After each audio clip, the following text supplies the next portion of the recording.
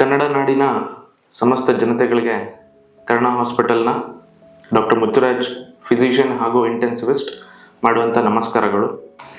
ಇವತ್ತು ನಾವು ಈ ಒಂದು ವಿಡಿಯೋ ಮಾಡ್ತಿರೋ ಉದ್ದೇಶ ಏನಂದರೆ, ನಮ್ಮ ಜನತೆಗೆ ಒಂದು ಆರೋಗ್ಯದ ಒಂದು ಸಂದೇಶವನ್ನು ತಿಳಿಸೋದಕ್ಕೋಸ್ಕರ, ರಕ್ತ ಒತ್ತಡದ ಬಗ್ಗೆ ತಿಳಿಸೋದಕ್ಕೋಸ್ಕರ.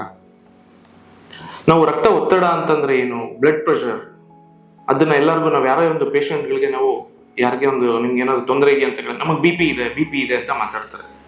ಬಿ ಪಿ ಇದೆ ಅನ್ನುವಂಥದ್ದಲ್ಲ ವಿಷಯ, ಬಿ ಪಿ ಹೆಚ್ಚಿದೆಯಾ ಅನ್ನುವಂಥದ್ದು ವಿಷಯ. ಯಾಕೆಂದ್ರೆ ಬ್ಲಡ್ ಪ್ರೆಷರ್ ಅಂದ್ರೆ ರಕ್ತ ಒತ್ತಡ, ಅದು ಎಲ್ಲರಿಗೂ ನಾರ್ಮಲ್ ಆಗಿ ಇರಬೇಕಾಗಿರುವಂಥದ್ದು. ನಮಗೆ ಬ್ಲಡ್ ಪ್ರೆಷರ್ ಇಲ್ಲ ಅಂತಂದ್ರೆ ನಾವು ಜೀವಿಸೋದಕ್ಕೆ ಸಾಧ್ಯನೇ ಇರೋದಿಲ್ಲ. ಸೊ ಬ್ಲಡ್ ಪ್ರೆಷರ್ ಅಂತಂದ್ರೆ, ರಕ್ತ ಒತ್ತಡ ಏನು ಅಂತಂದ್ರೆ, ಒಂದು ರಕ್ತನಾಳಗಳು ನಮ್ಮ ಹೃದಯದಿಂದ ರಕ್ತನ ಹೊತ್ಕೊಂಡು ಎಲ್ಲ ಪ್ರತಿಯೊಂದು ದೇಹದ ಅಂಗಾಂಗಗಳಿಗೆ ಸಂಚಲನೆ ಮಾಡುತ್ತದೆ. ಸೊ ಯಾವಾಗ ನಮ್ಗೆ ರಕ್ತ ಸಂಚಲನೆ ವ್ಯತ್ಯಯ ಆಗತ್ತೆ ಅಂದ್ರೆ, ನಾರ್ಮಲ್ ಆಗಿ ಇರ್ಬೇಕಾಗಿರುವಂತ ರಕ್ತ ಒತ್ತಡ ವೇರಿಯೇಷನ್ ಆಗುತ್ತೆ.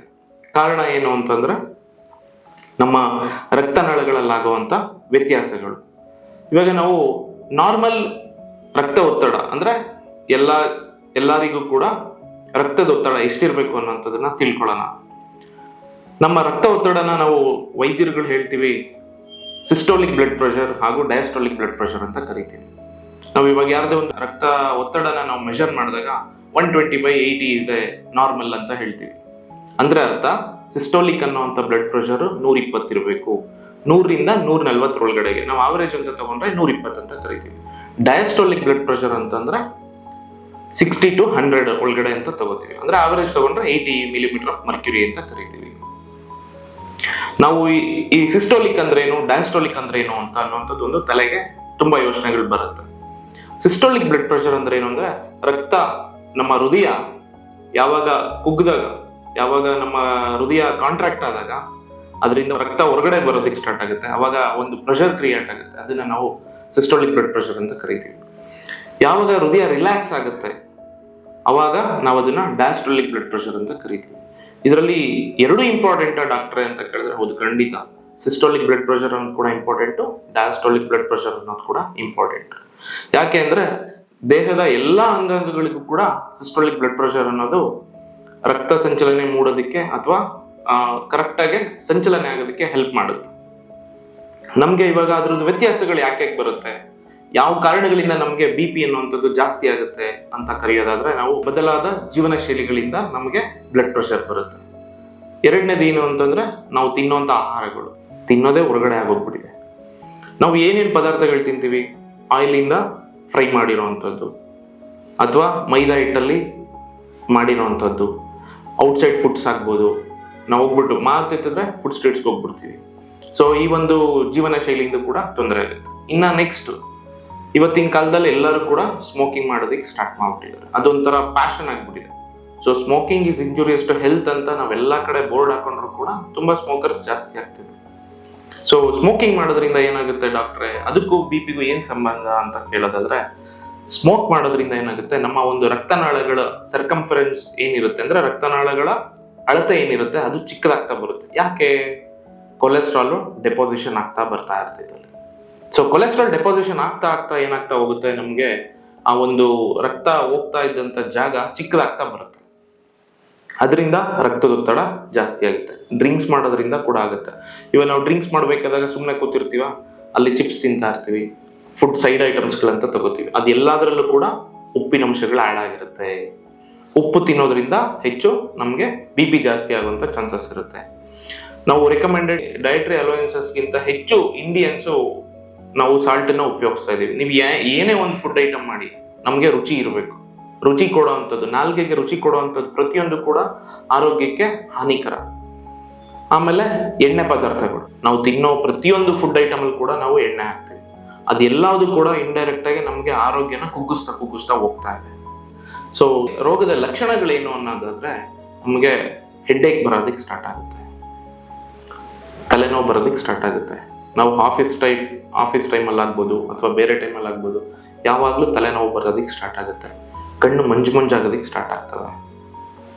ಆಮೇಲಿಂದ ಸಣ್ಣ ವಿಷಯಗಳಿಗೆ ಗಾಬರಿ ಆಗುವಂಥದ್ದು ಸ್ಟಾರ್ಟ್ ಆಗುತ್ತೆ. ನೆಕ್ಸ್ಟ್ ಬಂದ್ಬಿಟ್ಟು ನಮಗೆ ಎದೆ ಟಪ ಟಪ ಬಡ್ಕೊಳ್ಳೋ ಥರ ಆಗೋದಕ್ಕೆ ಸ್ಟಾರ್ಟ್ ಆಗ್ತಾ ಇರ್ತೈತೆ, ಸ್ವೆಟ್ಟಿಂಗ್ ಆಗ್ತಾ ಇರುತ್ತೆ. ಇವೆಲ್ಲದನ್ನು ಕೂಡ ನಮಗೆ ದೇವರು ಒಂದು ಮುನ್ಸೂಚನೆಗಳ ಮುಖಾಂತರ ಕೊಡ್ತಾ ಇರ್ತಾನೆ. ನಮ್ಮ ದೇಶದಲ್ಲಿ ಯಾಕೆ ಒಂದು ರಕ್ತದೊತ್ತಡಗಳಿಂದ ತೊಂದರೆ ಆಗ್ಬಿಟ್ಟು ಫೈನಲ್ ಸ್ಟೇಜಿಗೆ ಬರ್ತಾರೆ, ಇಲ್ಲ ಕಿಡ್ನಿ ಫೇಲ್ಯೂರ್ ಆಗಿರುತ್ತೆ, ಇಲ್ಲ ಹಾರ್ಟ್ ಫೇಲ್ಯೂರ್ ಆಗಿರುತ್ತೆ, ಇಲ್ಲ ಸ್ಟ್ರೋಕ್ ಆಗಿರುತ್ತೆ, ಈ ಸ್ಟೇಜ್ಗಳಲ್ಲಿ ಬರ್ತಾರೆ. ಯಾಕೆಂದ್ರೆ ರೆಗ್ಯುಲರ್ ಫಾಲೋ ಇಲ್ದಲೇ ಇರುವಂಥದ್ದು ಅಥವಾ ಆನ್ಯುವಲ್ ಹೆಲ್ತ್ ಚೆಕಪ್ ಇಲ್ದಲೇ ಇರುವಂಥದ್ದು, ಆರೋಗ್ಯದ ವ್ಯಾಲ್ಯೂ ಅಥವಾ ನಿಮ್ಮ ದೇಹದ ವ್ಯಾಲ್ಯೂ ಪ್ರತಿ ವರ್ಷ ಜಾಸ್ತಿ ಆಗ್ತಾ ಹೋಗ್ತಾ ಇರ್ತದೆ. ಸೊ ಹಂಗಾಗಿ ನೀವು ಪ್ರತಿ ವರ್ಷ ಕೂಡ ಆನ್ಯುವಲ್ ಹೆಲ್ತ್ ಚೆಕಪ್ ಮಾಡಿಸ್ಕೋಬೇಕು. BP ಚೆಕ್ ಮಾಡಿಸ್ಕೋಬೇಕು, ಶುಗರ್ ಚೆಕ್ ಮಾಡಿಸ್ಕೋಬೇಕು, ECG ಮಾಡಿಸ್ಕೊಳ್ಳಿ, ತಪ್ಪೇನಿಲ್ಲ. ನಾವು ಒಂದು ಕಾರ್ ತಗೊಂಡೋಗಿ ಸರ್ವಿಸಿಗೆ ಬಿಟ್ಟು ಬಂದ್ರೆ 10,000-15,000 ರೂಪಾಯಿ ಖರ್ಚಾಗುತ್ತೆ. ಬಟ್ ನಿಮ್ಮ ಸರ್ವಿಸ್ಗೆ ಯಾವುದೇ ರೀತಿಯಾದ ಅಷ್ಟೊಂದು ಖರ್ಚುಗಳು ಬರೋದಿಲ್ಲ. ಸೊ ಆದ್ರಿಂದ ನಿಮ್ಮ ದೇಹದಲ್ಲಿ ಯಾವಾಗ್ಲೂ ಕೂಡ ಏನಾದರೂ ವ್ಯತ್ಯಾಸಗಳ ಕಂಡು ಬಂದಿದ ತಕ್ಷಣ ನೀವು ಹೋಗ್ಬಿಟ್ಟು ವೈದ್ಯರ ಹತ್ರ ಸಮಾಲೋಚನೆ ಮಾಡ್ಬಿಟ್ಟು ರಕ್ತ ಪರೀಕ್ಷೆಗಳು, ಬೇಸಿಕ್ ಇನ್ವೆಸ್ಟಿಗೇಷನ್ಸ್ ಇರ್ತವೆ, 1,000 ರೂಪಾಯಿಲೆಲ್ಲ ಮುಗ್ದೋಗುತ್ತೆ. ಅಂಥದ್ದು ಪರೀಕ್ಷೆಗಳನ್ನೆಲ್ಲ ಮಾಡಿಸ್ಕೊಂಡು ನಿಮ್ದನ್ನ ರಕ್ತ ಪರೀಕ್ಷೆ ಮಾಡಿಸ್ಕೋಬೇಕು. ಡಾಕ್ಟ್ರೆ, ಇವಾಗ ನಮ್ಮ ರಕ್ತ ಒತ್ತಡ ನಾವು ಕಂಟ್ರೋಲ್ ಆಗ್ಲಿಲ್ಲ ಅಂದ್ರೆ ಏನೇನಾಗುತ್ತೆ? ರಕ್ತ ಸಂಚಲನೆ ಆಗ್ಬೇಕಾಗಿರೋ ತುಂಬಾ ಇಂಪಾರ್ಟೆಂಟ್ ಸ್ಟ್ರಕ್ಚರ್ಸ್ ಅಂದ್ರೆ ನಮ್ಮ ದೇಹದಲ್ಲಿ ಮೆದುಳು, ಕಣ್ಣು, ಕಿಡ್ನಿ ಮತ್ತೆ ಹಾರ್ಟ್, ಇವೆಲ್ಲದಕ್ಕೂ ಕೂಡ ರಕ್ತದೊತ್ತಡ ತುಂಬಾ ಇಂಪಾರ್ಟೆಂಟ್. ನಮ್ಮ ಹತ್ರ ಎಷ್ಟೋ ಪೇಷಂಟ್ಸ್ ಬಂದಿರ್ತಾರೆ, BP ಎಲ್ಲ ಬಾರ್ಡರ್ ಲೈನ್ ಅಲ್ಲಿ ಇತ್ತು ಡಾಕ್ಟರ್, ಸಡನ್ ಆಗಿ ಜಾಸ್ತಿ ಆಗ್ಬಿಟ್ಟಿದೆ, ಕೈಕಾಲು ಸ್ವಾಧೀನ ಹೋಗ್ಬಿಟ್ಟಿದೆ. ಕೈಕಾಲು ಸ್ವಾಧೀನ ಹೋಗಿದೆ ಅಂದ್ರೆ ಅರ್ಥ ಸ್ಟ್ರೋಕ್ ಆಗಿದೆ. ಯಾಕೆ ಸ್ಟ್ರೋಕ್ ಆಯ್ತು? ರಕ್ತ ಒತ್ತಡ ನೀವು ಕರೆಕ್ಟಾಗಿ ತೋರಿಸ್ಕೊಂಡಿಲ್ಲ. ಮೆದುಳಲ್ಲಿ ರಕ್ತನಾಳಗಳು ತುಂಬಾ ಅಂದ್ರೆ ತುಂಬಾ ತೆಳ್ಳಗಿರುತ್ತೆ. ಯಾವಾಗ ಪ್ರೆಷರ್ ಜಾಸ್ತಿ ಆಗುತ್ತೆ, ಇವಾಗ ನಾವು ತೋಟದಲ್ಲಿ ಪೈಪ್ಗಳು ಹಾಕ್ಬಿಟ್ಟು 2-3 ಕಡೆಯಿಂದ ವಾಲ್ವ್ ಜಾಮ್ ಮಾಡಿದ್ವಿ ಅಂದ್ರೆ ಪೈಪ್ ಹೊಡೆದೋಗುತ್ತೆ. ಅದೇ ರೀತಿ ಕೂಡ ಮೆದುಳಲ್ಲಿರುವಂತಹ ರಕ್ತನಾಳಗಳು ಆ ಪ್ರೆಷರ್ಸ್ ಅನ್ನ ತಡ್ಕೊಳ್ಳೋದಿಕ್ಕಾಗೋದಿಲ್ಲ. ಅವಾಗ ರಕ್ತನಾಳ ಒಡೆದೋಗುತ್ತೆ, ಅವಾಗ ರಕ್ತ ಸೋರ್ಬಿಟ್ಟು ಸ್ಟ್ರೋಕ್ ಆಗುತ್ತೆ. ಸೊ ಅದು ಡಿಸಬಿಲಿಟಿ ತರ ಆಗೋಗ್ಬಿಡುತ್ತೆ. ನೀವು ಯಾವುದೇ ಕಾರಣಕ್ಕೂ ಮತ್ತೆ ರಿಕವರಿ ಆಗೋದಕ್ಕೆ, ನಾರ್ಮಲ್ ಲೈಫ್ ಲೀಡ್ ಮಾಡ್ಲಿಕ್ಕೆ ಆಗೋದಿಲ್ಲ. ಸೊ ನೆಕ್ಸ್ಟ್ BP ಅನ್ನೋಂಥದ್ದನ್ನ ನಾವು ಕಂಟ್ರೋಲ್ ಮಾಡ್ತಾ ಇಲ್ಲ ಅಂತಂದ್ರೆ ಕಿಡ್ನಿಗೆ ಪ್ರಾಬ್ಲಮ್ ಆಗುತ್ತೆ, ಕಿಡ್ನಿ ಫೇಲ್ಯೂರ್ ಆಗುತ್ತೆ, ಡಯಾಲಿಸಿಸ್ಗೆ ಹೋಗ್ತೀರಾ, ಹಾರ್ಟ್ ಫೇಲ್ಯೂರ್ ಆಗುತ್ತೆ, ಹಾರ್ಟ್ ಅಟ್ಯಾಕ್ ಆಗೋ ಚಾನ್ಸಸ್ ಇರ್ತವೆ. ಸೊ ಎಲ್ಲದೂ ಕೂಡ ಕಾಂಪ್ಲಿಕೇಶನ್ಸ್ ಆಫ್ ನಾವು ಹೈಪರ್ ಟೆನ್ಷನ್ ಅಂತ ಕರಿತೀವಿ, ರಕ್ತದೊತ್ತಡದಿಂದ ಆಗುವಂಥದ್ದು ತೊಂದರೆಗಳು. ನೆಕ್ಸ್ಟ್ ಇದನ್ನ ನಾವು ಯಾವ ರೀತಿ ಅವಾಯ್ಡ್ ಮಾಡಬೇಕು? ಹೈಪರ್ ಟೆನ್ಷನ್ ಅಥವಾ ರಕ್ತ ಒತ್ತಡ ಆಗ್ತಾ ಇರುವಂತದ್ದನ್ನ ನಾವು ಯಾವ ರೀತಿಯಲ್ಲಿ ಕಂಟ್ರೋಲ್ ಮಾಡಬೇಕು ಅನ್ನೋದಾದ್ರೆ, ಫಸ್ಟ್ ಆಸ್ ಯೂಶುವಲ್ ನಾವು ಹೇಳ್ದಂಗೆ ನಮ್ಮ ಒಂದು ಹ್ಯಾಬಿಟ್ಸ್ ಗಳನ್ನ ಚೇಂಜ್ ಮಾಡ್ಕೋಬೇಕು. ಸ್ಮೋಕ್ ಮಾಡ್ತಿದ್ದೀರಾ, ಇವತ್ತಿಂದಾನೇ ಅದನ್ನ ನಿಲ್ಸೋದಕ್ಕೆ ಪ್ರಯತ್ನ ಪಡಿ. ಅದನ್ನ ಪ್ರತಿ ದಿನೇ ಕಡಿಮೆ ಮಾಡ್ಕೋತಾ ಹೋಗಿ ಟಾರ್ಗೆಟ್ ಇಟ್ಕೊಳ್ಳಿ, ಅದನ್ನ ಸ್ಟಾಪ್ ಮಾಡ್ಬೇಕು ನಾನು ಅನ್ನೋದು ಮನಸ್ಸಿಗೆ ಬರಬೇಕು. ನೆಕ್ಸ್ಟ್ ಡ್ರಿಂಕ್ಸ್ ಮಾಡ್ತೀರಾ, ಅದನ್ನ ನೀವು ಅಪ್ರೂಪಕ್ಕೆ ಮಾಡ್ಕೊಳ್ಳೋದಕ್ಕೆ ಸ್ಟಾರ್ಟ್ ಮಾಡಬೇಕು. ನಿಲ್ಸ್ತೀರಾ ಅಂದ್ರೆ ಇನ್ನೂ ತುಂಬಾ ಒಳ್ಳೆಯಂಥದ್ದು. ಹೊರಗಡೆ ಫಾಸ್ಟ್ ಫುಡ್ ತಿನ್ನೋದನ್ನ ಕಡಿಮೆ ಮಾಡಬೇಕು. ಆಮೇಲೆ ಉಪ್ಪನ್ನ ಕಡಿಮೆ ಉಪಯೋಗಿಸ್ಬೇಕು. ನಾವು ನಾರ್ಮಲ್ ಆಗೇನೆ ಉಪ್ಪನ್ನ ಜಾಸ್ತಿ ಉಪಯೋಗಿಸ್ತಾ ಇರ್ತೀವಿ ಅಡಿಗೆನಲ್ಲಿ, ನೀವು ಅಂಥದ್ರಲ್ಲಿ ಎಕ್ಸ್ಟ್ರಾ ಅಡಿಷನಲ್ ಸಾಲ್ಟ್ ಅನ್ನ ಉಪಯೋಗಿಸೋದನ್ನ ನಿಲ್ಲಿಸ್ಬೇಕು. ಆಮೇಲಿಂದ ಮಾಂಸ ಫ್ರೈಡ್ ಐಟಮ್ಸ್ಗಳನ್ನ ಯಾವುದೇ ಕಾರಣಕ್ಕೂ ತಿನ್ನೋದಿಕ್ಕೆ ಹೋಗ್ಬಾರ್ದು. ನೀವು ತಿಂತಾ ಇದ್ದೀರಾ ಅಂದ್ರೆ ಅದನ್ನ ಅಂಶಗಳನ್ನ ಕಡಿಮೆ ಮಾಡ್ತಾ ಬರಬೇಕು. ಜೀವನ ಶೈಲಿಗಳಲ್ಲಿ ಇಂಪಾರ್ಟೆಂಟ್ ಸ್ಟ್ರೆಸ್ಫುಲ್ ಲೈಫ್. ನಾವು ಇವತ್ತು ಪ್ರತಿಯೊಬ್ರು ಕೂಡ ಹಣದಿಂದ ಓಡ್ತಾ ಇದೀವಿ, ಬಟ್ ನಾವು ಹಣದಿಂದ ಓಡ್ತಾ ಇಲ್ಲ, ಹೆಣದಿಂದ ಓಡ್ತಾ ಇದೀವಿ ಅಂತ ನಾವು ಹೇಳೋದಕ್ಕೆ ಇಷ್ಟಪಡ್ತೀನಿ. ಯಾಕೆಂದ್ರೆ ನೀವು ದುಡಿತಾ ನಿಮ್ದು ಆರೋಗ್ಯ ಇಲ್ಲ ಅಂದ್ರೆ ಏನೂ ಮಾಡ್ಲಿಕ್ಕೆ ಆಗೋದಿಲ್ಲ. ಸೊ ನಾವು ಅದಕ್ಕೋಸ್ಕರ ಏನ್ ಮಾಡ್ಬೇಕು, ಬೆಳಿಗ್ಗೆ ಹೊತ್ತು ಒಂದು ಕಂಪನಿ ನಿಮ್ಗೆ ಇವಾಗ ಒಂದು ಸಂಬಳ ಕೊಡ್ತಿದೆ ಅಂತಂದ್ರೆ ಆ ಒಂದು ಸಂಬಳ ನಿಮ್ ದೇಹಕ್ಕಿಂತ ಹೆಚ್ಚು ವ್ಯಾಲ್ಯೂ ಏನಿರೋದಿಲ್ಲ. ಸೊ ಅದಕ್ಕೋಸ್ಕರ ಒಂದು 8 ಗಂಟೆ ಟೈಮು ಒಂದು 30,000 50,000 ಕೊಡ್ತಿರೋ ಕಂಪ್ನಿಗೋಸ್ಕರ ನೀವು ದುಡಿತಿದ್ದೀರಾ ಅಂತಂದ್ರೆ ನೀವು ನಿಮ್ ದೇಹ ಇನ್ವ್ಯಾಲ್ಯೂಯಬಲ್, ಬೆಲೆನೇ ಕಟ್ಟಕ್ಕಾಗ್ದಲ್ಲ ಇರುವಂತ ದೇಹಕ್ಕೆ ಅಟ್ಲೀಸ್ಟ್ ನೀವು ದಿನಕ್ಕೆ ಒಂದು 2 ಗಂಟೆ ಟೈಮ್ ಆದ್ರೂ ಮುಡುಪಾಗಿಡ್ಬೇಕು. ಬೆಳಿಗ್ಗೆ ಒಂದು ಟೈಮು ಮತ್ತೆ ಸಾಯಂಕಾಲ ಒಂದು ಟೈಮ್ ವಾಕಿಂಗ್ ಮಾಡಿ, ಮೆಡಿಟೇಷನ್ ಮಾಡಿ, ಸ್ಟ್ರೆಸ್ಫುಲ್ ಲೈಫಿಂದ ಹೊರಗಡೆ ಬರ್ಬೋದು. ಇದರಿಂದ ಖಂಡಿತವಾಗೂ ಕೂಡ ಯೋಗ ಮಾಡಿ, ಇದೆಲ್ಲದೂ ಕೂಡ ಖಂಡಿತವಾಗೂ ಹೆಲ್ಪ್ ಮಾಡುತ್ತೆ. ಇನ್ನ ಕೆಲವೊಂದು ಮಿತ್ಸ್ ಇದಾವೆ. ಏನಪ್ಪಾ ಅಂದ್ರೆ ಮೂಢನಂಬಿಕೆಗಳು. BP ಮಾತ್ರ ಡಾಕ್ಟರ್ ಅಡ್ವೈಸ್ ಮಾಡಿದ ತಕ್ಷಣ ಒಂದ್ಸರಿ ತಗೊಂಡ್ಬಿಟ್ರೆ ಜೀವನ ಪೂರ್ತಿ ತಗೋಬೇಕು, ಒಂದ್ಸರಿ ಸ್ಟಾರ್ಟ್ ಮಾಡ್ಬಿಟ್ರೆ ಜೀವನ ಪೂರ್ತಿ ತಗೋಬೇಕು. ಇಲ್ಲ, ಖಂಡಿತ ಇಲ್ಲ, ಆ ರೀತಿ ಇಲ್ಲ. ಅದು ಒಂದು ತಪ್ಪು ಕಲ್ಪನೆ, ಜನಗಳು ಅವ್ರಿಗವ್ರೆ ಮೂಡಿಸ್ಕೊಂಡಿರುವಂತದ್ದು. ನಿಮ್ಮ ಏನೇ ಒಂದು ಸಂಶಯಗಳಿದ್ರು ಕೂಡ ಅದನ್ನ ವೈದ್ಯರ ಹತ್ರನೇ ನೀವು ಅದನ್ನ ಬಗೆಹರಿಸ್ಕೋಬೇಕು. ನಿಮಗೆ BP ಬಂದಿದ್ದು ಯಾವ್ದ್ರಿಂದ? ನಿಮ್ಮ ಒಂದು ಜೀವನ ಶೈಲಿಗಳಿಂದ ಬಂದಿರುವಂತದ್ದು. ಸೊ ನೀವು ಜೀವನ ಶೈಲಿಗಳನ್ನ ಚೇಂಜ್ ಮಾಡ್ತಾ ಹೋದ್ರೆ ನೀವು ತಗೋತಾ ಇರೋ ಡೋಸೇಜ್ ರಿಕ್ವೈರ್ಮೆಂಟ್ ಕಡಿಮೆ ಆಗ್ತಾ ಹೋಗುತ್ತೆ. ಡೋಸೇಜ್ ಕಡಿಮೆ ಮಾಡ್ತಾ ಬಂದು ಸ್ಟಾಪ್ ಕೂಡ ಮಾಡ್ಬೋದು. ಸ್ಟಾಪ್ ಮಾಡಿದಾದ್ಮೇಲೆ ಅದನ್ನ ನೀವು ಡಾಕ್ಟರ್ ಅಂಡರ್ ಗೈಡೆನ್ಸ್ ಅಲ್ಲಿ ಇರಬೇಕು.